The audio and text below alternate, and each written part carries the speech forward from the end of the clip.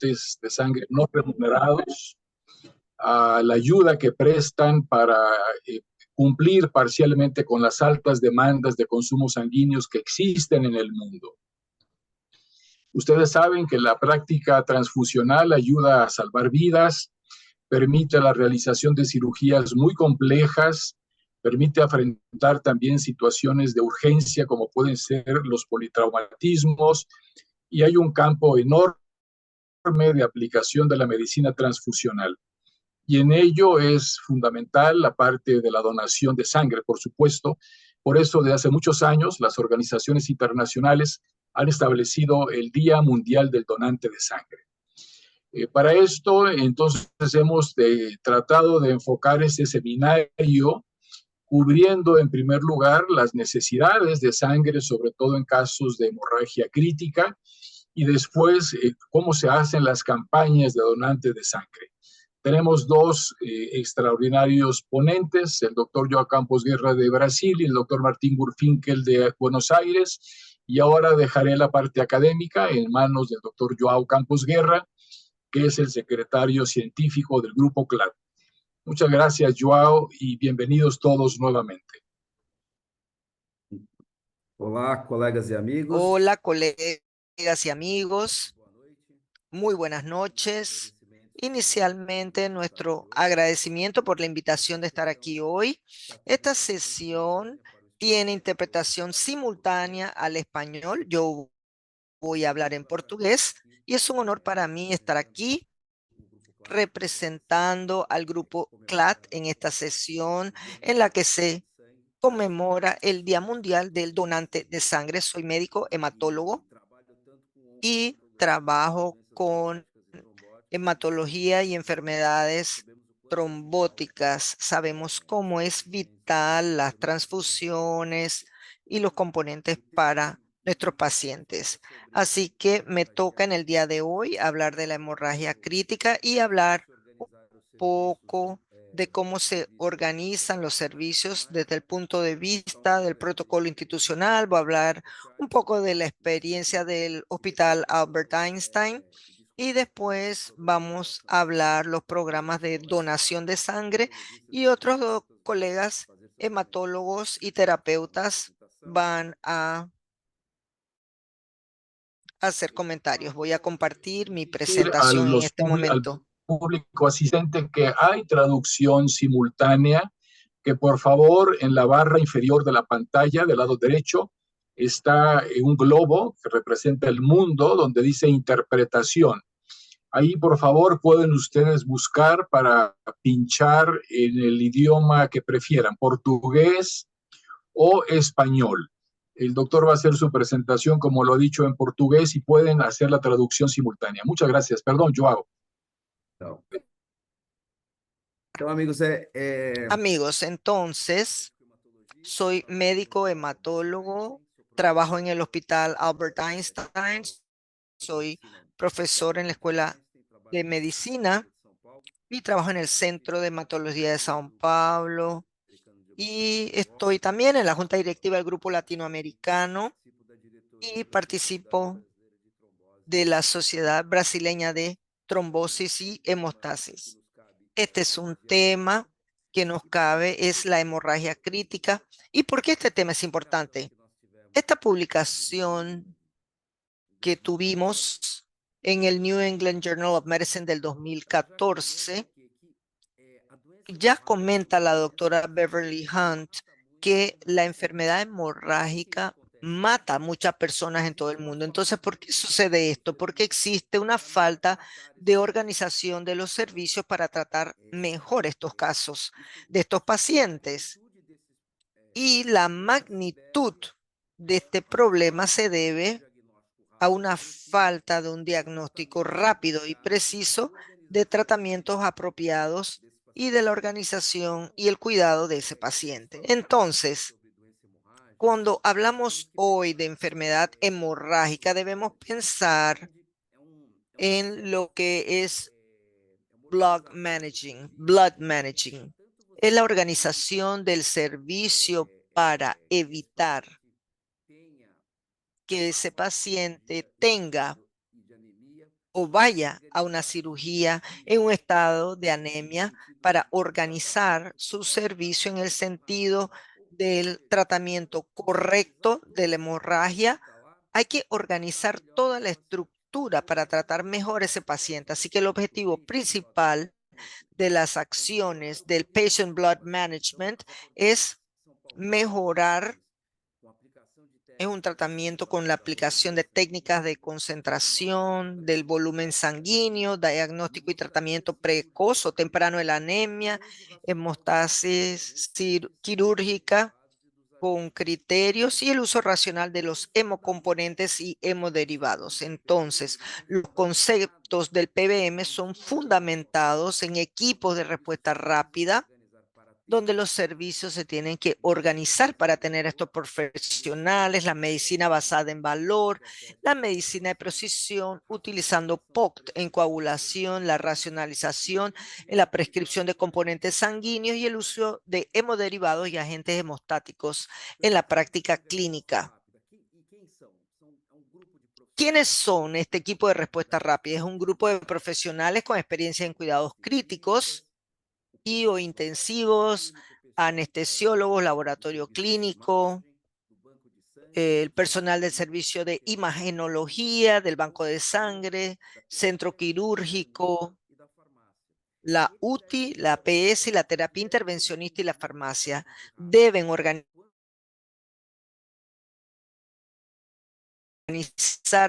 para activar un diagnóstico rápido y eficaz para definir de manera temprana el tratamiento de los pacientes con shock hemorrágico. Entonces, los protocolos internacionales, el concepto de PBM en el equipo de respuesta rápida son fundamentales para establecer los procesos y flujos en distintas áreas del hospital que están involucrados en la atención al paciente, realizar un trabajo multidisciplinario y sinérgico, y el enfoque debe estar centrado en el paciente.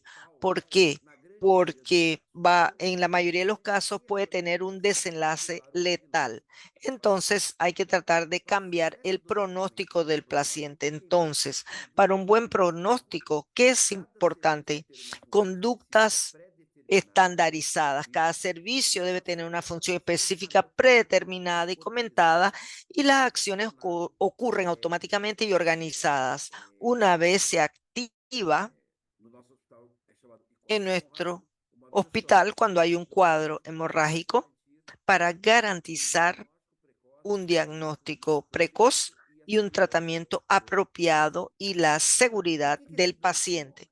Entonces, ¿por qué muere ese paciente? Cuando el paciente sangra desde el punto de vista fisiopatológico, además de la pérdida bulémica, ese paciente experimenta alteraciones metabólicas importantes, la acidosis, la hipotermia. Estas dos situaciones empeoran su condición. Factores de coagulación en plaquetas no funcionan en bajas temperaturas ni en medio ácidos. Entonces, ese paciente entra en lo que se llama la triade letal, la acidosis, la hipotermia y la coagulopatía. Ese paciente muere debido a esto.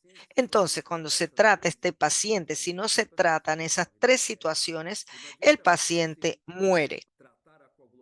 Es por gusto tratar la coagulopatía si el paciente está acidótico y en bajas temperaturas, él va a morir. Entonces, lo importante es tener en mente esta tríade letal para tratar al paciente desde el tiempo cero con respecto a la acidosis y la coagulopatía. Entonces, para esto disponemos de hemocomponentes y de los hemoderivados. Entonces, ya habiendo expresado esto conceptualmente, vamos a ver los componentes de la sangre a partir de la sangre total.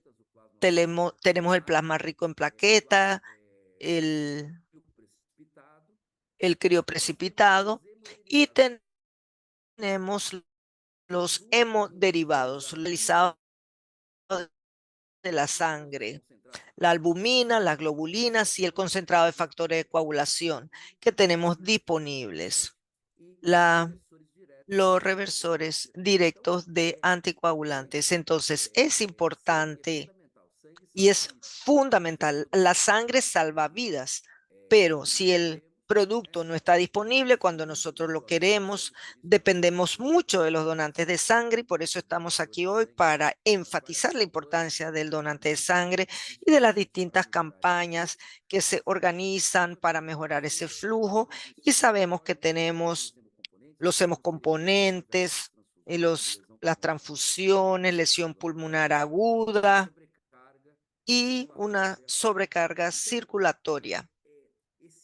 Entonces, ese equilibrio entre el uso de los hemoderivados es fundamental en la práctica clínica, principalmente en los pacientes con enfermedades hemorrágicas. Esto es muy importante cuando se consigue que tener disponibilidad el servicio, un banco de sangre altamente eficiente donde se proporcionan los componentes con rapidez y calidad y también una farmacia con productos de hemoderivados disponibles para ese paciente.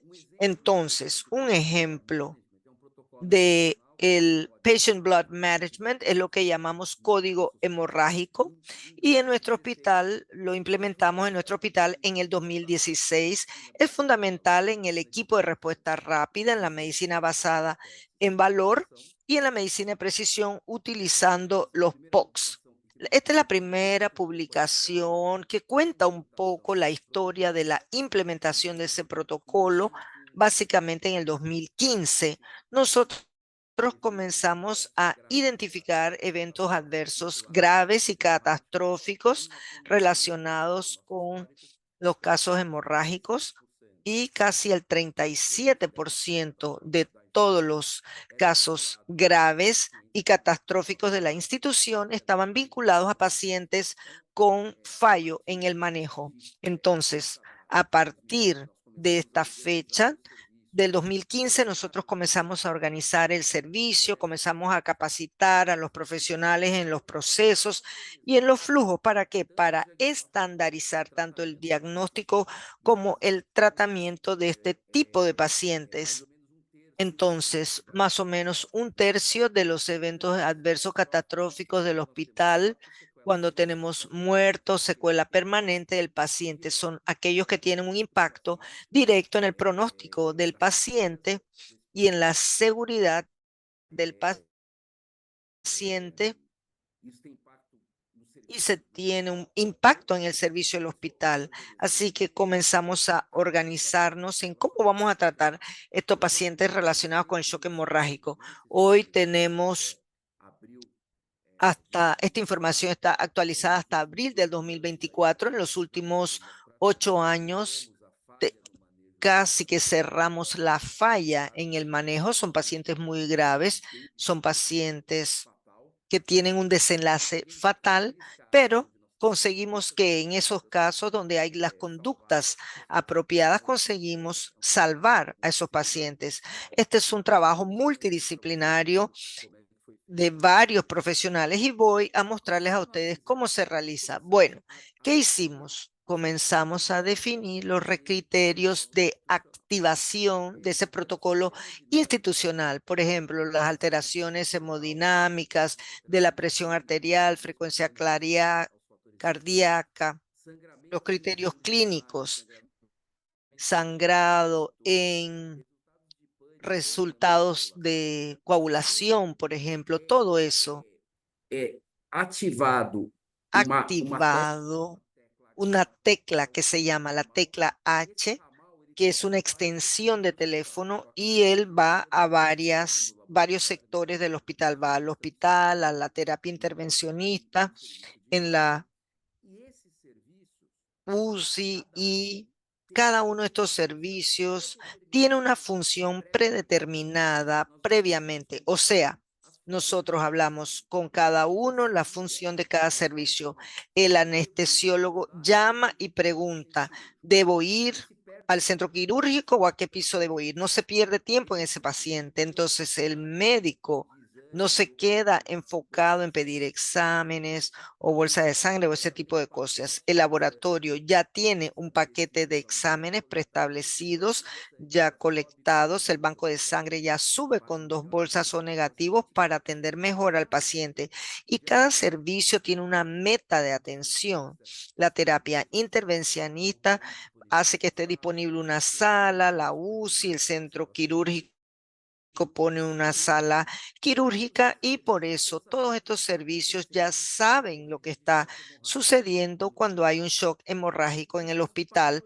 Y con eso hemos estandarizado este procedimiento y el médico y la enfermera se enfocan en qué, en hacer un diagnóstico rápido, eficaz y temprano del paciente, mantener el corazón latiendo, el cerebro oxigenando y darle el destino correcto a ese paciente.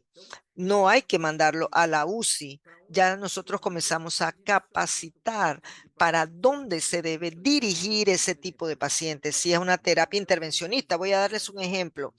Si tenemos una arteria uterina en más de 20 pacientes postparto, donde tendrían un desenlace muy grave si no tuviésemos una organización del tratamiento de ese paciente. Entonces, trabajamos con procesos y flujos bien establecidos y los equipos trabajan en sinergia y cada uno definiendo su especificidad. Entonces, el objetivo, la identificación precoz de señales de sangrado y priorización de la atención. Cada vez que hay una inestabilidad hemodinámica, se evalúa y estas áreas involucradas trabajan de manera sinérgica, poniendo al paciente en el centro del cuidado. Con respecto a las pruebas de laboratorio, establecimos que las pruebas de laboratorio tendrían que estar relacionados a la fisiopatología de la enfermedad. Si, por ejemplo, si se tiene acidosis, hipotermia o coagulopatía, se realizan muy rápido las pruebas, ya se tiene pruebas de función plaquetaria, el coágulo check y la gasometría, donde estas pruebas se realizan de una manera muy rápida para poder tratar mejor a ese paciente. Voy a mostrarles cómo lo hacemos. Entonces, tenemos flujogramas basados en los exámenes del point of care. Si se tiene un paciente con sangrado, él tiene un problema quirúrgico, tiene que ser operado. Entonces, no es necesario darle hemocomponente o hemoderivados. Entonces, tratamos de racionalizar el uso de los hemocomponentes y el cuidado específico de ese paciente. Vamos a ver los detalles aquí. No voy a entrar en esos detalles aquí hoy, pero conseguimos estandarizar paso a paso las alteraciones, sus reagentes para poder atender mejor a ese paciente y diferenciar la operación de plaqueta, la coagulación, la fibrinogénesis y de vaso abierto. Y con eso hemos estandarizado y el uso de los hemocomponentes y los hemoderivados de manera organizada a través de flujos y con eso podemos medir nuestros resultados. Entonces, hoy tenemos por el trombo cuando se utiliza concentrado de plaquetas, plasma fresco, o sea, nosotros no hace el kit donde se transfunde todo, sino que se hace una cosa organizada y sistemática. ¿Y por qué nosotros utilizamos la tromboelastometría? ¿Por qué? Porque desde el 2015 en más de 7,000 casos al año, así que tenemos un programa grande de trasplante hepático, pacientes cardíacos, entonces trajimos esta herramienta para que nos orientara, porque la gran dificultad del médico es en el tratamiento de la coagulopatía. El médico de emergencia, el intensivista, se le entrena bien en la resucitación hemodinámica, pero tiene más dificultad en el tratamiento de la coagulopatía. Pero hoy tenemos varias publicaciones en el grupo de terapia intensiva, en el grupo de emergencia, en el grupo de hematología sobre el uso de la tromboelastometría y estamos viendo también y publicando en revistas porque vemos que el uso clínico y del uso práctico de este tipo de herramientas y de nuestro servicio establecimos esta herramienta. Pero en mi servicio no hay tromboelastometría. Se puede trabajar también, pero hoy tenemos 4 Não tem hospitales públicos que no tienen la tromboelastometría, pero tenemos buenos laboratorios. Así que ese trabajo que nosotros hicimos comparó los resultados de la tromboelastometría en 68 pacientes y con reactivos, comparando con el tiempo de la protombina y con el TTPA con el FIB-10. Así que, ¿qué encontramos aquí? Una concordancia entre las pruebas convencionales, más o menos en un 90%. O sea, si se tiene un laboratorio que hace un APTT y lo libera o da el resultado rápido, se puede tratar muy bien a ese paciente. Es obvio que si usted tiene disponible los points of care, ayudan en el tiempo de atención, se trabaja con la sangre total y lo que es más próximo a la realidad de la fisiopatología de ese paciente. En fin, se tiene una serie de ventajas, pero se consigue tener también trabajando con un buen laboratorio, con exámenes rápidos, que actualmente es posible darlos ya a conocer, se puede tomar las conductas apropiadas. Es importante hablar también que en este protocolo se tiene el brazo de atención del paciente, de ese paciente grave, pero tenemos un brazo que es para identificar a los pacientes con riesgo de sangrado. Y este es un trabajo muy importante de los farmacéuticos. Entonces, hoy nosotros tenemos criterios de riesgo para sangrado, el uso aislado de anticoagulantes, del anticoagulante, antiagregante plaquetario, de la coagulación, de plaquetaria, pacientes con fibrinógeno menor de 100, TTPA mayor a 2. Entonces, hoy esos pacientes son monitoreados por el farmacéutico. Para tener una idea, el farmacéutico hace el monitoramiento o el monitoreo de más de 26,000 prescripciones. Y aquí ustedes pueden ver la adherencia de los médicos, porque el farmacéutico que llama al médico y le dicen, mira, esta prescripción puede haber alguna inconsistencia, el médico se lo agradece. Bueno, hoy se lo agradece porque ya tenemos una cultura de eso. Al inicio el médico se sentía confrontado, pero actualmente agradece, tanto así que hay se le agradece porque le dice que esta prescripción puede tener una complicación, va para un procedimiento quirúrgico donde no lo ha suspendido por más de 24 horas, así que él le alerta al médico. Así que, ¿qué queremos aquí? Cuando nosotros clasificamos las prescripciones en riesgo alto y riesgo bajo y riesgo moderado y contraindicado, queremos bloquear aquí el 20% de los casos donde esos pacientes tienen un riesgo de tener una ocurrencia hemorrágica, solamente orientando o alertando al médico. Entonces, el trabajo del farmacéutico es muy importante en esta práctica. ¿Y cuáles son nuestros resultados con respecto a ese protocolo del que hemos hablado? Nosotros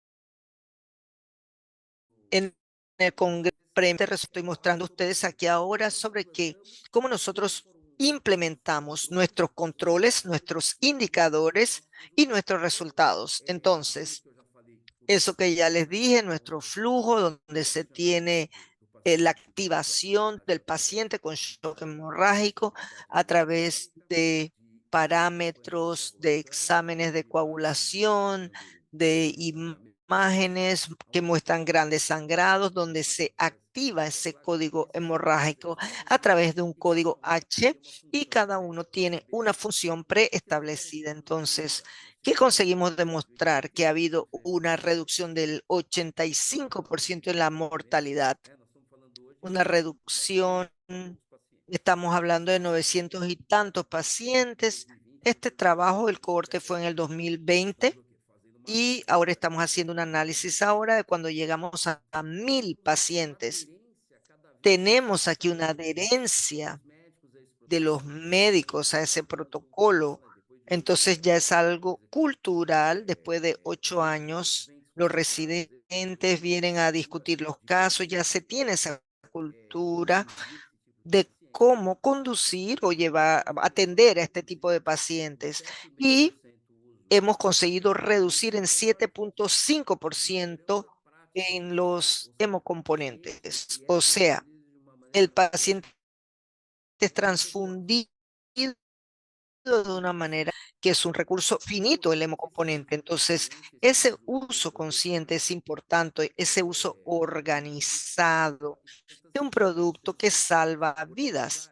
Así que hay que organizar ese tipo de producto. Creo que ha mejorado mucho nuestra práctica y además de haber reducido en 85% el manejo en las fallas, hemos comparado antes y después del protocolo, hemos logrado reducir de 41 días en los que el paciente estuvo internado a 16 días. Y nosotros sabemos que cuando el paciente hemorrágica se complica, tiene una serie de otras complicaciones. Y este tipo de pacientes a veces se queda meses hospitalizado. Entonces nosotros pudimos en un cohorte, esta fue una tesis doctoral, este es un corte con 275 pacientes, obtuvimos un ahorro de 7 millones de dólares cuando lo comparamos cuando lo comparamos en reales daba como 39 millones. Así que además de mejorar el pronóstico y mejorar la práctica, demostramos aquí que lo caro no es la tromboplastinopatía, el protocolo, ni nada de eso. Lo caro no es el banco de sangre, lo caro es la mala práctica, es la ineficiencia. Y cuando se estructura ese protocolo de alta complejidad, es rentable. Y establecer esto de una manera muy transparente y objetivo es ser justo, efectivo, mueren los pacientes y es donde más cuesta el servicio de salud. Entonces, ganamos un premio en los Estados Unidos en 2020 en América Latina y en economía y salud. Y esto nos deja muy felices porque es posible replicar esto para otras enfermedades. Es obvio, nos da un conocimiento científico las personas tienen, los servicios lo tienen. Todos los hospitales tienen grandes UCIs, laboratorios, bancos de sangre, profesionales altamente calificados. Pero ¿cuál es la dificultad? La dificultad es en establecer procesos, protocolos, identificar indicadores, medir, tener un proceso de mejora continua. Y eso es una mejora de cultura y eso toma tiempo. Hay que entrenar a las personas. Esos 900 y tantos casos son todos casos auditados y cada vez tenemos la oportunidad de ir mejorando nuestra práctica. Así que concluyo aquí diciendo que el coagulograma convencional es extremadamente útil en la práctica clínica. El laboratorio de coagulación puede a través de flujogramas dirigir la investigación diagnóstica. Los cuidados preanalíticos son críticos en estos exámenes y el TLR en coagulación es importante en pacientes críticos, tromboelastometría, TCA, PFA, 100. Esto es importante, pero hay que tener una organización para el uso de esas herramientas. Y Mensagens finais. como mensajes finales, la organización de protocolos institucionales en el modelo PBM son fundamentales para la seguridad del paciente, la agilidad en el soporte clínico, quirúrgico, terapéutico y farmacológico son esenciales para el éxito del tratamiento. El equipo multidisciplinario es fundamental en el desarrollo, implementación y control de protocolos. Debemos trabajar en equipo. Los TLR en la coagulación son importantes. Los hemoderivados, los agentes reversores son drogas, fármacos muy eficientes en el tratamiento de pacientes con enfermedad hemorrágica grave y las herramientas. Esto salva vida y necesitamos de herramientas de innovación para poder replicar esos conceptos. Y concluyo aquí con una frase del profesor Chávez Reché cuando inauguró la Facultad de Medicina de París. Aquellos que quieren contradecir el laboratorio de la clínica y la clínica al laboratorio no entienden nada ni de clínica ni de laboratorio. Concluyo por aquí. Agradezco a ese grupo con el que trabajamos. Las transformaciones solamente se dan con personas y felizmente tengo la felicidad de trabajar con personas muy buenas. Muchas gracias. Tenemos aquí un lugar que se llama Escritorio de Excelencia y aquí hacemos interfase con otros servicios. Se consigue, ¿qué cosa? Replicamos esos modelos a través de ese escritorio de excelencia.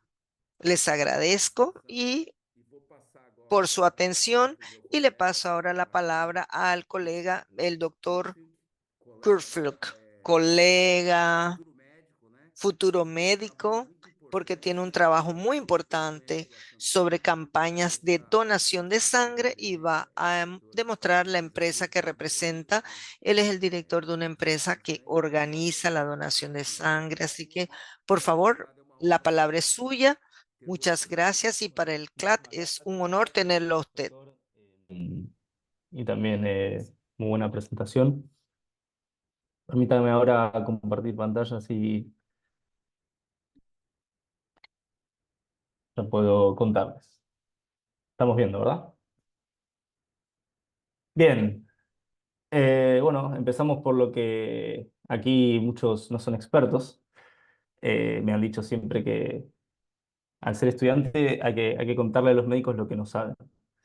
Y bueno, entonces hablemos un poco de economía.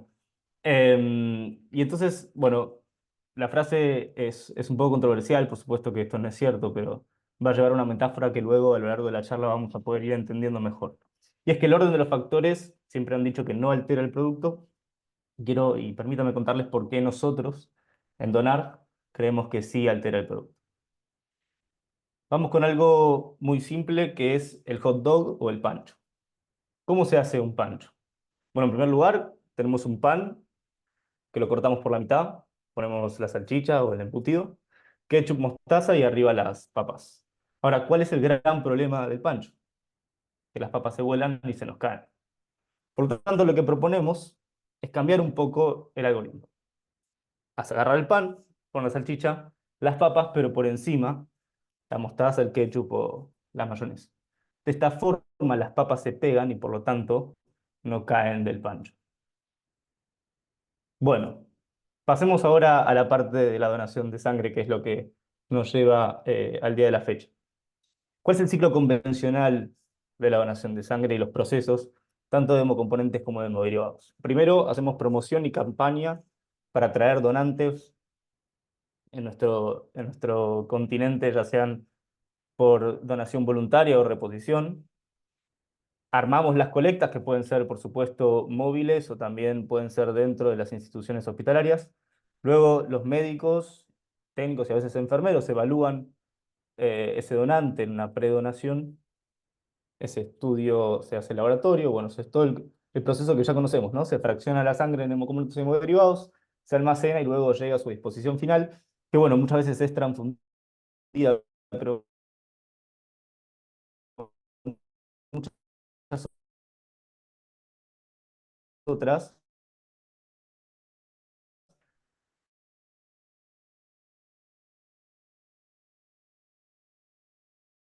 también es acá y por lo tanto se desperdicia. Pero, y que nada, lo que hemos hecho y lo que hemos trabajado en estos 4 años en donar.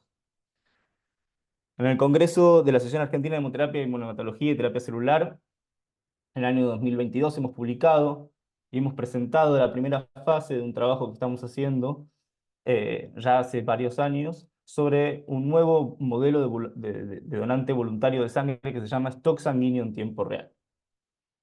El objetivo está finalmente en cambiar el orden de ese hot dog o de ese pancho, ¿sí? Para justamente lograr un mejor componente. Y entonces nos hablamos en que no hay que empezar por la campaña y la captación del donante, sino que hay que captar primero cuál es la necesidad real de esa sangre. Sabemos que cada donación se puede hacer cada 3 o 4 meses en su componente de sangre total, y que además de eso, la caducidad de los hematíes son de 40 días. Por lo tanto, lo que proponemos nosotros es un poco distinto del modelo del ciclo, y entonces es empezar por evaluar realmente cuál es la necesidad por criterio de hospital. Tenemos un cálculo que aún no me dejan publicar porque justamente no está validado en la academia, y entonces no puedo explicarles bien de qué se trata, pero sí déjenme contarles que va basado en algunas métricas fáciles. Tiene una cuenta base de cuánta sangre necesita el hospital para poder hacer procedimientos básicos, tiene una cuenta de emergencia y además de eso tiene las cuentas de catástrofes. Tenemos como referencia la pandemia y luego en el resto de las regiones, dependiendo del país, algunos ciclos de atentados, etcétera, donde han subido o aumentado. Eso nos da básicamente la necesidad real del hospital. Y en base a eso vamos a buscar los donantes y por supuesto la gran pregunta es ¿cómo? Primero, antes de decirles el cómo, volvamos a repasar una cosa que insistimos todos los 14 de junio de todos los años, aquí en Latinoamérica, y es cuál es la diferencia entre donantes voluntarios de sangre y donantes por reposición. Déjenme contarles que nosotros, cuando empezamos a ver realmente si el voluntario era el mejor de todos, en realidad lo que entendimos es que por lo menos no era el peor. Por supuesto, la conciencia altruista es muy importante, mejora de esa forma la elegibilidad médica y un montón de procesos, de hecho todos los que están en verde aquí en la pantalla, pero hay uno puntualmente que el donante por reposición siempre tiene, es que satisface la necesidad puntual. Es el único que lo hace. Entonces, ¿cuál es la forma de buscar un donante voluntario que además satisfaga la necesidad puntual? Eso es puntualmente el stock sanguíneo en tiempo real. El stock sanguíneo en tiempo real lo que hace es visualizar en una página web, la nuestra es Donar, pero pueden hacerlo en cualquier hospital, en un mapa cuál es el stock del hospital, y entonces de esa forma el donante voluntariamente se acerca a donar en el momento que realmente se necesita y no cuando que realmente, perdón, disculpen, que realmente se necesitan y no cuando él puntualmente quiere. Esto es un poco los grandes problemas que tenemos en Argentina puntualmente, y es que la gran brecha entre la oferta y la demanda de sangre es siempre y constantemente un problema en todo el calendario, ya sea porque falte o ya sea porque sobre. En ninguno de los dos puntos eso es bueno. Y por supuesto que la satisfacción ideal es muy fácil de conseguir, porque en realidad si solo lo pensamos a números grandes, si 4% de la población argentina donara al menos 2 veces por año, entonces no tendríamos problemas de componentes. Pero entonces, el problema que sí seguimos teniendo con los donantes voluntarios es que muchos, el 30% de ellos, de hecho a nivel mundial, solamente donan una vez. Por lo tanto, lo que creíamos que era la fidelidad del donante con el donante voluntario, tampoco lo estamos consiguiendo. Por otro lado, también sabemos que los hospitales no son expertos en un montón de procesos que hacen. Los hospitales no saben hacer marketing y sin embargo hacen promoción.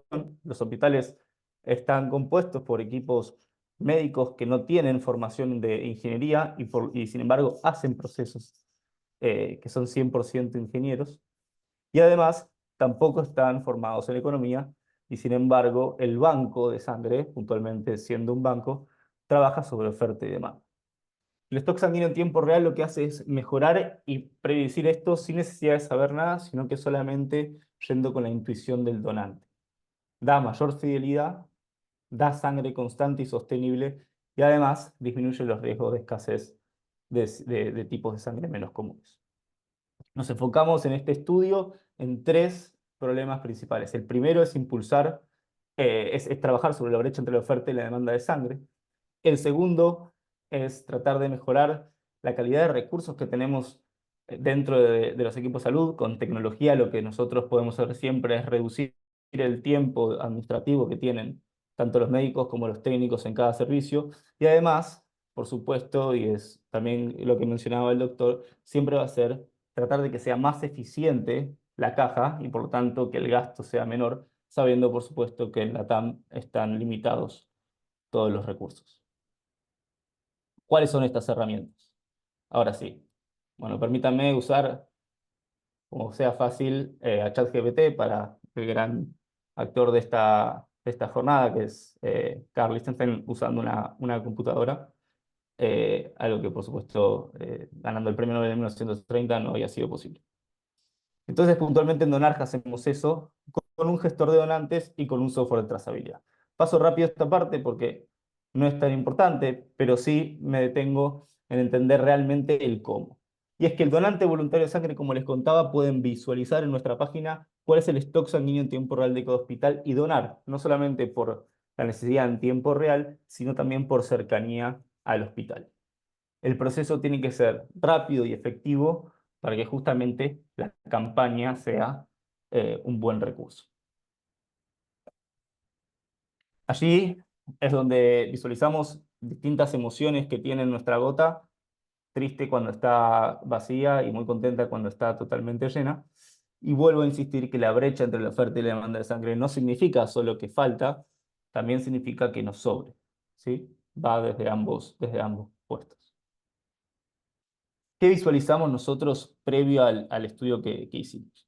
Que habían 2 de las 3 fechas más fuertes que tenía en cuanto a donantes de sangre nuestra plataforma era junio, casualmente mes de la donación mundial de sangre, y noviembre, en el caso de Argentina, Día Nacional del Donante. Por lo tanto, fechas festivas, mayor cantidad y densidad de participación de donantes voluntarios. Ahora la pregunta es, ¿realmente es ahí cuando más se necesitaba? Bueno, eso es de lo que no estábamos seguros y nos pusimos a estudiar desde ese año. Y allí lo que pudimos ver con el stock sanguíneo en tiempo real es que el comportamiento justamente de donantes iba totalmente previsible a la cantidad y la necesidad que necesitaba cada hospital. Aquí podemos ver, con las flechitas de esta forma, momentos en los que hay caídas de stock sanguíneo y luego en el cuadradito este de rojo, lo que permite es ver los índices de caída en turnos aprobados. Y entonces tenemos, vamos a ir fácil, la línea azul aquí representa que el stock está alto, por lo tanto hay una baja de interés de donantes en ir cuando el stock es alto. Aquí se ve muy claro en el Hospital Durán, que fue uno de los referidos, también se ve muy claro en el Hospital Udaondo, y también se ve muy claro en el Hospital Pirovano, todos hospitales públicos de la Ciudad Autónoma de Buenos Aires. Y al revés, distinto, fue en el momento donde el stock fue bajo, los donantes decidieron acudir a sacar mayor cantidad de turnos. Y eso claramente lo que refleja es que el comportamiento del donante voluntario ya entendemos y pudimos justamente entrenarlo durante estos años para que vaya a la necesidad y no solamente a cuando ellos querían, por ejemplo, las fechas festivas de la donación. Existen también otras herramientas que no es solo, por supuesto, la que nosotros ofrecemos, sino también la que cualquier hospital o banco de sangre puede hacer todos los días, y es, en primer momento, cosas mucho más complejas con inteligencia artificial o machine learning para poder predecir y predecir en qué momentos específicos organizar colectas externas, teniendo un mapa de calor, sabiendo el lugar donde viven los donantes, donde puntualmente hacer las colectas en el momento de necesidad, y los lugares donde no hay interés, atacarlo para hacer promoción de la donación de sangre. Y bueno, y así muchos procesos que por supuesto de esta forma son más costosos. Pero tenemos uno muy fácil y que tenemos todos los días al alcance de nuestras manos, que es el WhatsApp. ¿Y qué hacemos con WhatsApp? ¿Y qué es lo que nos brinda el WhatsApp? Nos brinda poder estar en contacto con más gente sin necesidad de hablar, por supuesto, con esa persona. Y mucho más aún que el mail, porque el target de donante es una persona joven, ¿sí? Mucha gente de muchos hospitales lo que usan como recurso WhatsApp es la toma de turnos o citas para poder organizar justamente las donaciones y así no llevar recursos de más. Ejemplo, hacemos una colecta externa en un lugar, mejor es tener las citas previas para ver cuántas personas van a ver en el lugar y así llevar el equipo que merece ese lugar, no tener médicos que no trabajen y estén esperando donantes que no llegan. Otra forma que utilizamos nosotros y que también la promovemos es la del formulario predonación. Este formulario predonación no es el extenso que nos entregan en el lugar de donación, es uno más chiquito, solamente de las preguntas que son dicotómicas, es decir, que pueden ser, que se responden por sí o por no y que no necesitan un criterio médico. ¿Para qué vamos a recibir un donante y decirle que no puede donar porque tiene un tatuaje que se hizo hace menos de 4 meses, por ejemplo, cuando esa es información que podría tener en la casa? Es una información que se puede brindar por WhatsApp al momento de que se saca el turno. Y además de eso, lo que permite el WhatsApp es que el donante pueda cancelar el turno si es que lo necesita y nosotros recordarles que tienen al día siguiente, por ejemplo, una colecta de sangre. Ahora ya hablamos un poco de la tecnología para poder justamente ayudar a que tengamos una más eficiente donación de sangre. Pero permítanme ahora interiorizarnos en cuál es la segmentación del donante y cuáles son las estrategias de comunicación que creemos que pueden ser buenas para la promoción. Vayamos un poco a los conceptos de ingeniería que me traje, claramente que tenemos en el equipo, que es interdisciplinario, tanto marketing, ingeniería y médicos, para poder justamente evaluar un proyecto así.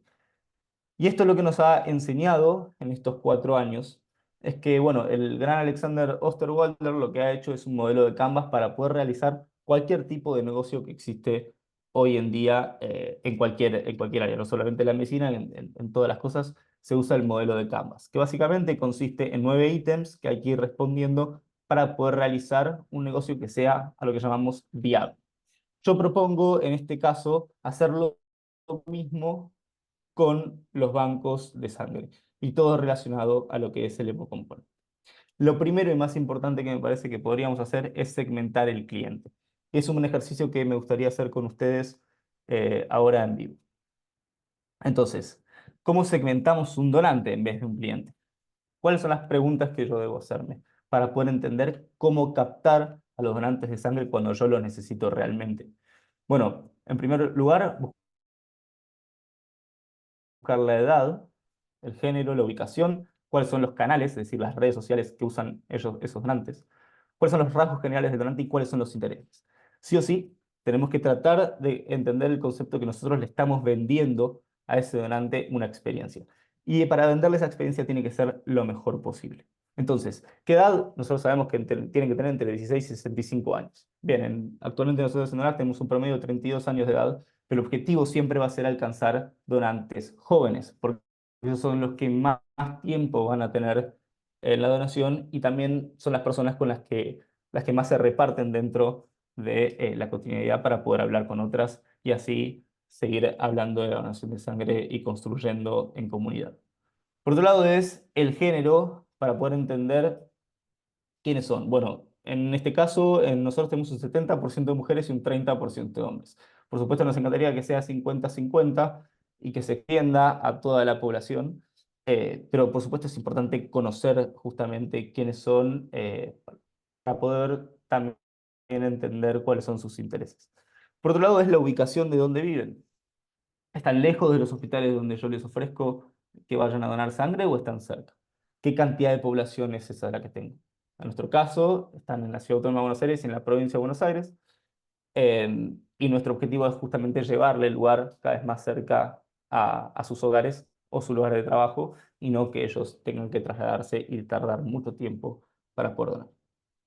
Por otro lado son las redes sociales. ¿Cuáles son las redes sociales que usan? Bueno, hoy en día nosotros estamos promoviendo con Instagram, pero sabemos que están en auge también TikTok y Twitter.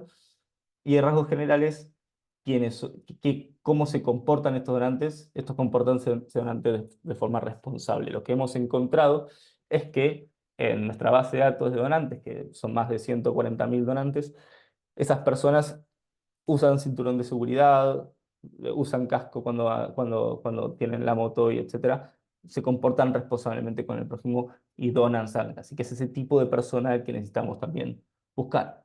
Y sus intereses también es ser saludable, porque sin ser sano uno no puede ser donante. Ahí está el punto más fuerte para poder atraer nuevos donantes. Y es a donde quiero ir puntualmente, que es la pregunta que seguramente nos hacemos todos, y es ¿cómo atraer nuevos donantes de sangre? Bueno, eso es un poco pragmático, pero lo que quiero hacer es intentar realizar una actividad con ustedes, si me permiten. Así que si no han escuchado mucho hasta ahora, no pasa nada, pero sí me importa que estén atentos aquí. Y lo que quiero pedir a toda la audiencia es que, por favor, hagan caso a mi pregunta e intenten, bueno, no responder si luego han podido hacer lo que les pedí o realmente no han podido. La pregunta y la actividad es con que no deben pensar en este momento en un elefante.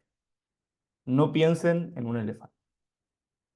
Seguramente el 90% de ustedes han pensado efectivamente en un elefante, ¿no? Bueno, aquí es donde quiero pararme y tener el punto más fuerte. Es puntualmente que las personas no logramos entender por la negativa. Por lo tanto, si bien ya sabemos que los criterios de exclusión son muy amplios, la forma de comunicar no debe ser esa. Sabemos que hoy hay un momento poblacional en el que todos nos interesa ser saludables. Entonces, si necesitamos que el donante, para que justamente pueda donar, tiene que ser saludable, ¿por qué no promovemos la salud y la donación como método de salud en ese sentido? ¿Qué va a pasar cuando hagamos esto? Va a pasar que los donantes que no son habituales logren fidelizarse. Va a pasar que cuando hayan diferimientos temporales, ¿sí? O sea, aquellos diferimientos que justamente no son definitivos, como por ejemplo puede ser un tatuaje o un piercing, puedan volver a involucrarse gracias a los canales, como por ejemplo herramientas que usamos como WhatsApp. Podemos usar también los diferimientos definitivos como parte de promoción, es decir, al definitivo cuando lo diferimos o cuando lo rechazamos, a eso me refiero con diferimiento, no dejarlo y que vaya por medio de promoción y hacerles entender que es igual de importante la promoción que la extracción para que así cuando hable con la gente también pueda promover en ese sentido. Y por otro lado es cómo atraer a los donantes nuevos y justamente la forma de atraerlas es, escucha, potenciate, sé donantes sabiendo que también para ser donante hay que ser saludable y van esas dos cosas de la mano. Y en el último punto del eslabón está el uso eficiente justamente del recurso y los invito a ver las guías actualizadas de la AABB del 2023, que son muy recientes, en el que justamente muestran cuál es la forma adecuada y eficiente de la transfusión sanguínea. El eslabón, como dije al principio de todo, y cambiando el orden del hot dog, empieza en la necesidad real que hay. No es siempre la misma. Y entonces para eso tenemos que ser conscientes en la práctica clínica como médicos y bien para poder ver cuáles son los criterios reales de transfusión y estar todo el tiempo actualizados año a año a las nuevas guías. Bueno, me acompaña en esta sesión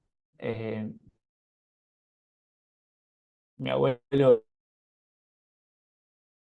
algo muy lindo de poder vivir, que me pueda escuchar dar una charla, así que quiero dar un mensaje especial para él.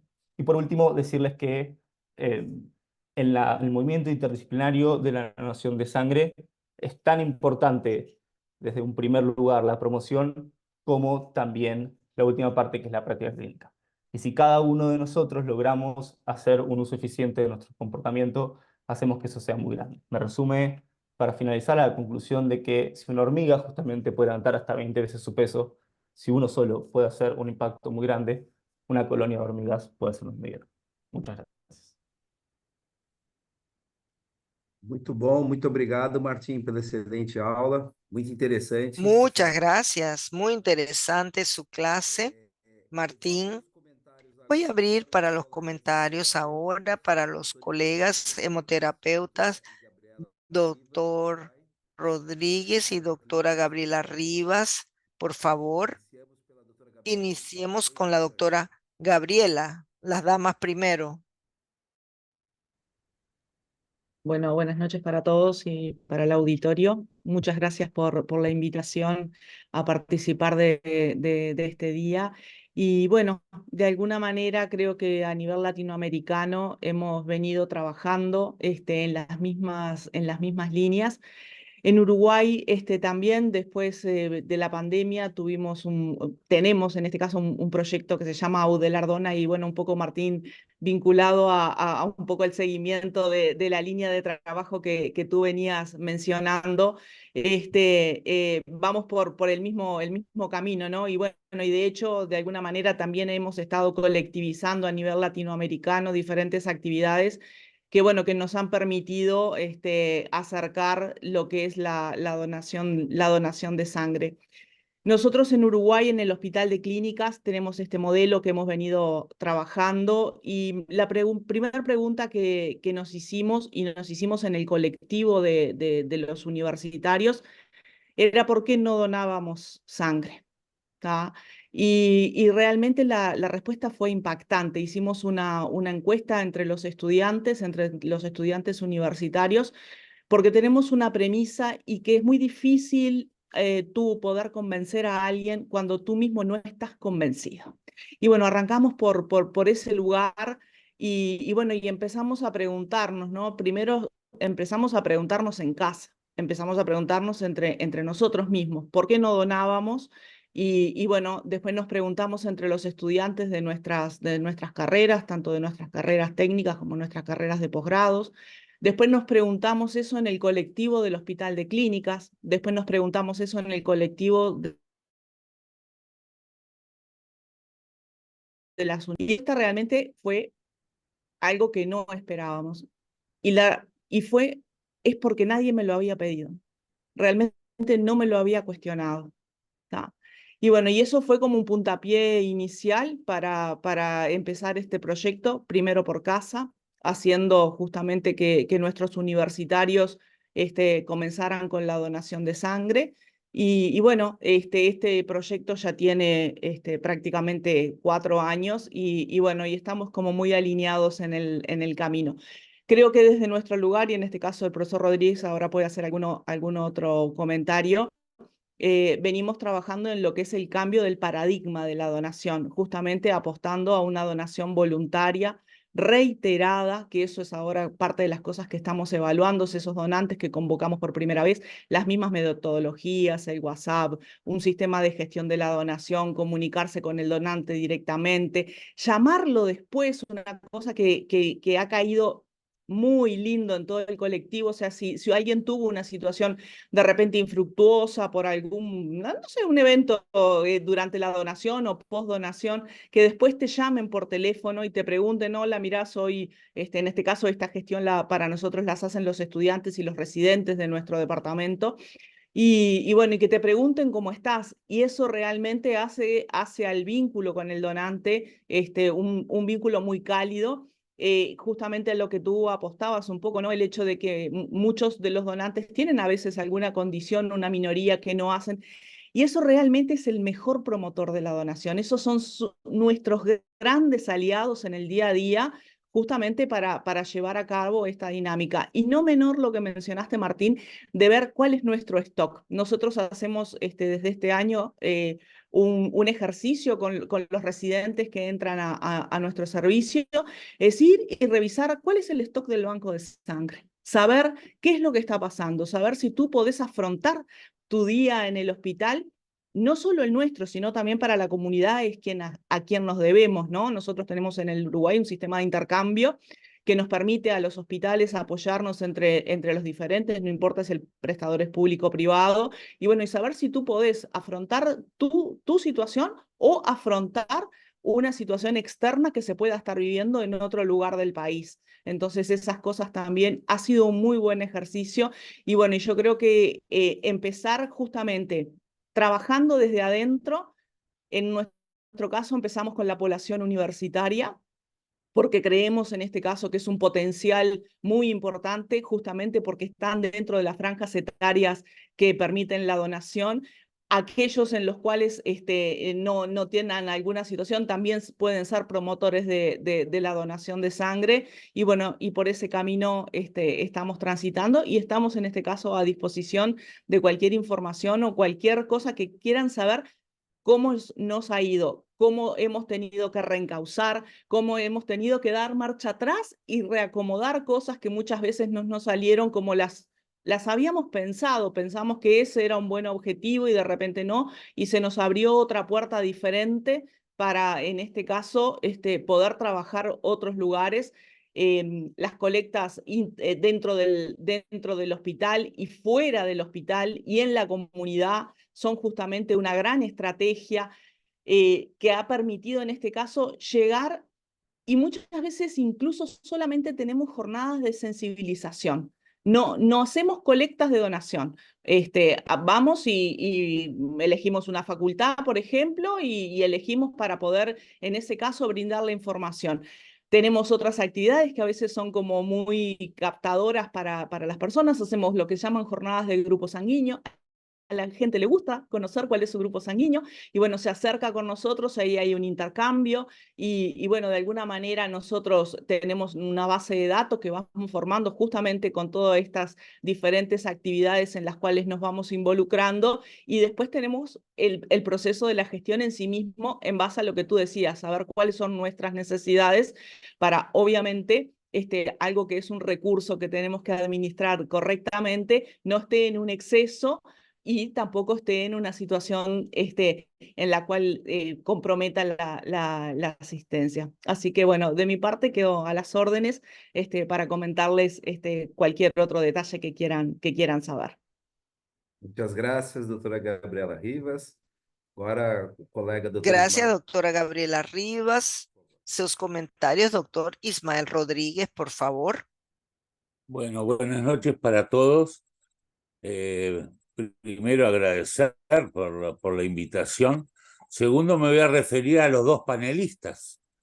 Primero a Joao Carlos, lo que habló él, y después lo de Martín, porque es muy importante lo que habló Joao Carlos. En Uruguay, ustedes saben que la Organización Mundial de la Salud dice que los países de altos ingresos tienen entre 33 y 34 donantes cada 1000 habitantes.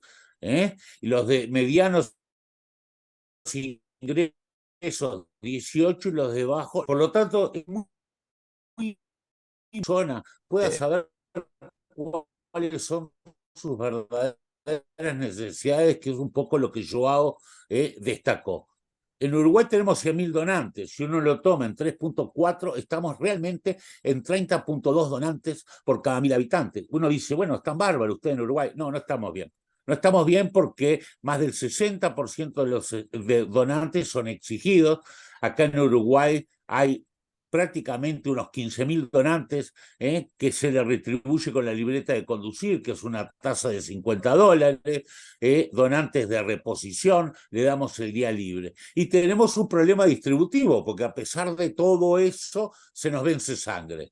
Quiere decir que tenemos un problema distributivo y tenemos que seguir trabajando. Y con respecto a Joao, yo te quiero decir, nosotros tenemos un código rojo en el hospital universitario, es el único del país, tenemos un código rojo traumático y un código rojo obstétrico. ¿Tá? Los tenemos separados, nos está yendo muy bien, tenemos más de 250 pacientes tratados en estos últimos 5 años, con muy buenos resultados como tú presentaste. Tenemos tromboelastometría, como decís, tenemos, en estos momentos tenemos un sigma, que nos permite ya a los 5 minutos poder hacer un diagnóstico. Con respecto al protocolo que tú presentaste, Joao, nosotros en Uruguay, en el Hospital de Clínicas, usamos un protocolo con sangre cero positivo total de menos de 14 días. Es un protocolo que lo conversamos oportunamente con el doctor Espinosa en San Diego, en Estados Unidos, que lo usa mucho en la defensa americana, porque la disponibilidad a veces de sangre RH negativa, un 11% de la prevalente. Ese protocolo nos ha llevado a que, comparto contigo, me parece que todos los países, hoy la Organización Mundial de la Salud recomienda que todos los países, todos los centros asistenciales tengan un PBM, un Patient Blood Management. Nosotros en el Hospital de Clínicas también lo tenemos, con un grupo multidisciplinario integrado por cirujanos, anestesistas, hemoterapeutas, hematólogos, laboratoristas, que nos ha permitido eso. Cosa diferente en Uruguay. Todo eso que tú hablaste, todos los hemoderivados los manejamos desde el banco de sangre. Quiere decir que los complejos protrombínicos, las inmunoglobulinas, las albúminas, todas se manejan desde la medicina transfusional de acuerdo al reglamento nuestro que internalizó y que dice que todas esas necesidades son manejadas por la medicina transfusional. Eso es un cambio porque sabemos que muchas estructuras lo manejan las farmacias hospitalarias. Eso nos ha permitido también una disponibilidad in situ en el bloque quirúrgico para todos estos hemocomponentes o hemoderivados y nos ha permitido en el trabajo, el primero que publicamos, disminuir un 37% el consumo de hemocomponentes y hemoderivados cuando trabajamos en forma coordinada como con Point of Care, sabiendo que el trauma rojo, lo que es el código rojo en Uruguay, consume el 18% de toda la sangre. Toda la sangre que se consume, unas 100.000 bolsas en Uruguay, el 18% se lo lleva justamente el código rojo traumático, como lo nominamos en nuestro país. ¿Y qué agregar para Martín? Me encantó tu presentación, es realmente muy buena. Bueno, como yo no voy a repetir lo que dijo Gabriela, pero yo les voy a contar los pormenores, los entretelones. Yo hace como 5 años le digo a Gabriela, tenemos que crear un programa universitario. ¿Y a vos te parece? Bueno, lo está liderando Gabriela y hoy Udelardo ha sido un modelo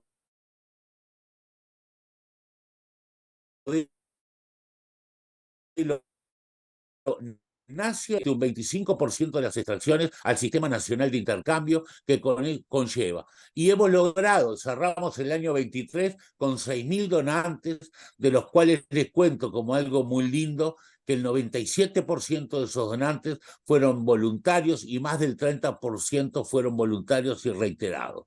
Quiere decir que esto muestra que trabajando en equipo, trabajando con la comunidad, saliendo a la comunidad, los bancos de sangre debemos ser autosuficientes y saber que los donantes, la sangre salva vidas, sin lugar a dudas, y que los donantes es un valor preciado que no tenemos cómo comprarlo porque no existe en la industria farmacéutica nadie que nos pueda permitir obtener la sangre. Y un elemento que tú también, Martín, lo mencionaste, te voy a decir que en una lámina tuya había un error, porque decía hemoglobina 7 miligramos y son 7 gramos por decilitro, que es la hemoglobina. Y el otro que es fundamental, Joao, que tú también lo mencionaste, es trabajar con grupos multidisciplinarios y que se utilicen protocolos de transfusión restrictivos, sabiendo aquello que aprendimos cuando éramos muy jóvenes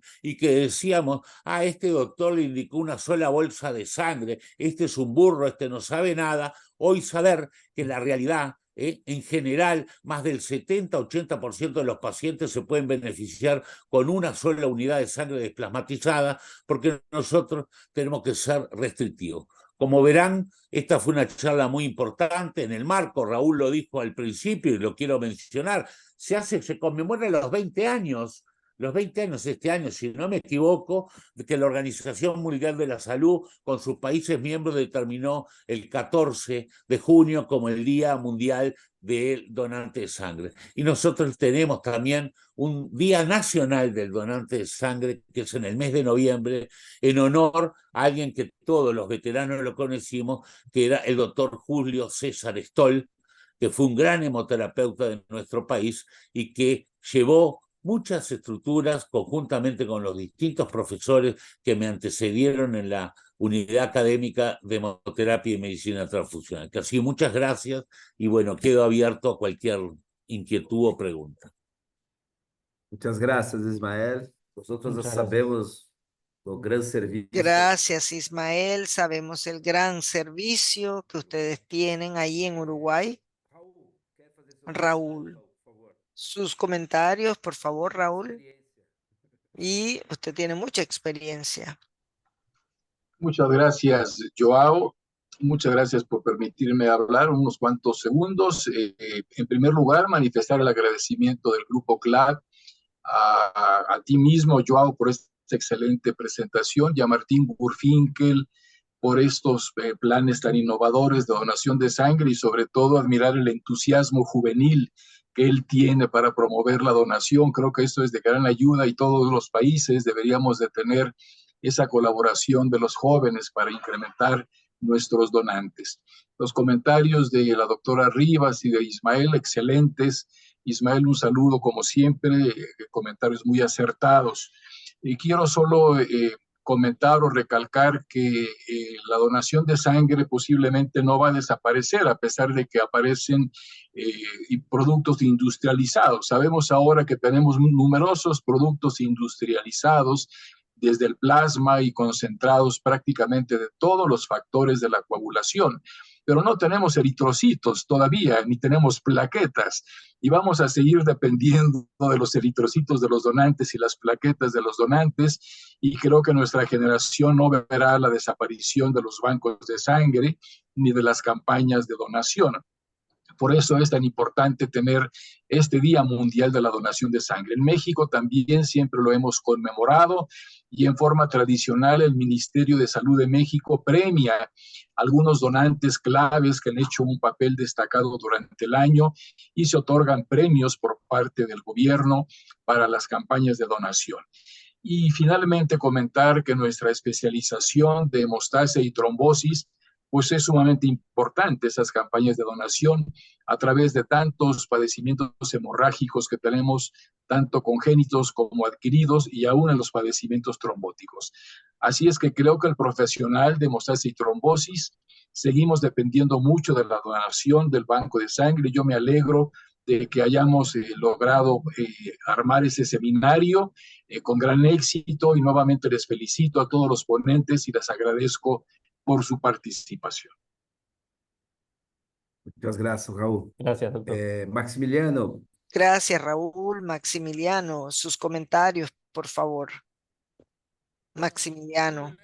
Estamos pasados de tiempo, de la hora que siempre nos proponemos de que sean cortos estos seminarios, pero bueno, me parece, creo que está todo dicho, sumamente interesante conocer diferentes estrategias de donación de sangre, porque realmente ahí está el tema, ¿no? De tener diferentes estrategias, unas se pueden adaptar mejor a algunos lugares, creo que eso es lo importante, ¿no? Y bueno, agradecerles a los cuatro por este excelente seminario.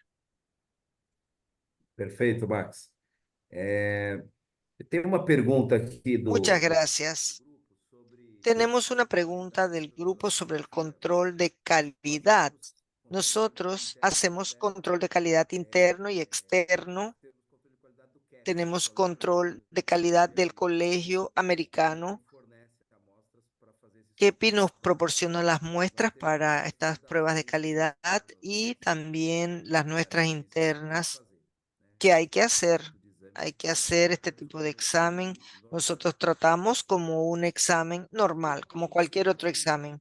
Tenemos una pregunta aquí para Martín. Me dijeron que hasta las 8:30, no sé. Voy a preguntarle a Martín. Martín, ¿cómo ustedes pretenden? Me pareció muy interesante el modelo. ¿Cómo ustedes pretenden multiplicar eso? Divulgarlo. ¿Cómo se replica? ¿Cómo pretenden replicarlo? El estudio, que de hecho tiene 3 fases, el trabajo que estamos por intentar publicar. Primero lo que hacíamos es comunicar y entender y hacer entender al donante que es importante donar por distintos momentos puntuales donde hay necesidad. Eso era el primer foco del trabajo, que ya eso está concluido. El donante realmente entendió, el voluntario entendió que hay que donar en el momento de necesidad.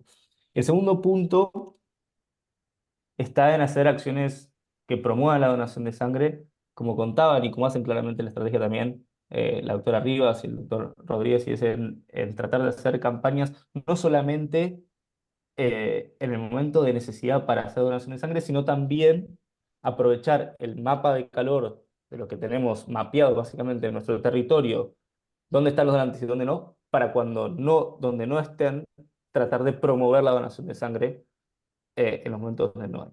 Y el tercer punto es el uso del Machine Learning, que lo que hace básicamente es predecir, ya no hacerlo a retrospectivo, sino ya hacerlo a prospectivo, es predecir en qué momentos voy a necesitar más o menos para así cerrar el ciclo, tanto económico como estrategia cultural para fidelizar el donante. Se escapa, hay una cosita rápida, es que se escapa mucho la fidelización cuando necesitamos hacer el llamado mano a mano.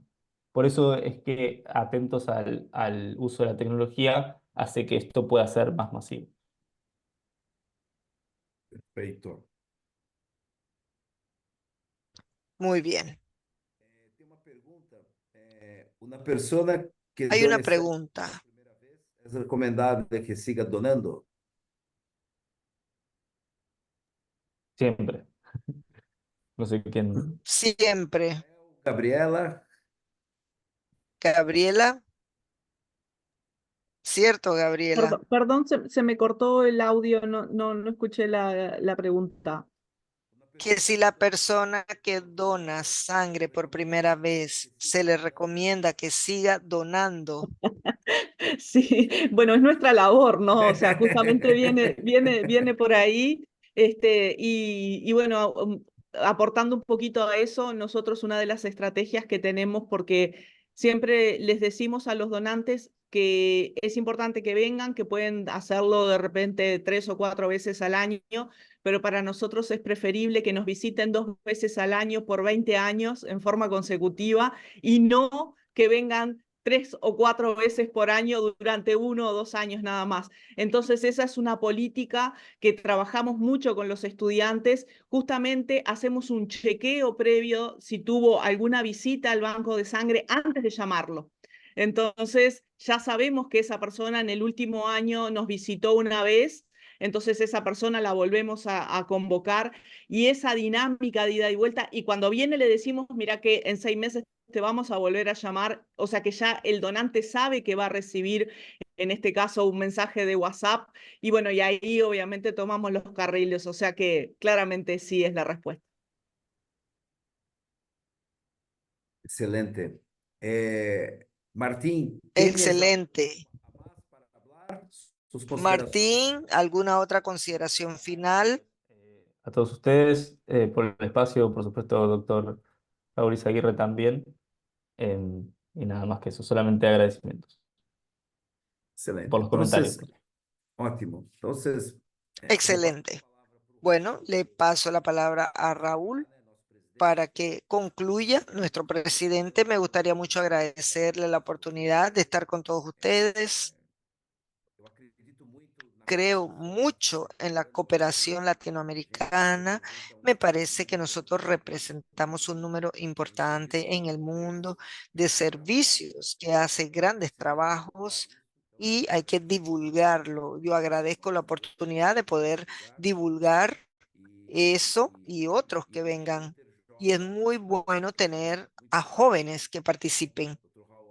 El doctor, un gran profesor, un gran amigo, fue un honor estar aquí con Martín y le paso la palabra al doctor Raúl Izaguirre para el cierre. Muchas gracias. Muchas gracias, Joao, por la excelente conferencia y por la coordinación de este seminario. Y muchas gracias, como ya lo había comentado anteriormente, a Martín Gurfinkel, a Gabriela Rivas y a Ismael Rodríguez. Quiero anunciarles que continuaremos con los seminarios del Grupo CLAT. Estén pendientes, estén atentos a través de nuestras redes de comunicación y de la página del Grupo CLAT para darles las novedades y los programas de los siguientes seminarios. Una vez más, muchas gracias a todos los asistentes a esta actividad y por favor hagan promoción entre sus colegas para que cada vez tengamos más miembros dentro del Grupo CLAT y también cada vez tengamos más donadores en nuestros hospitales.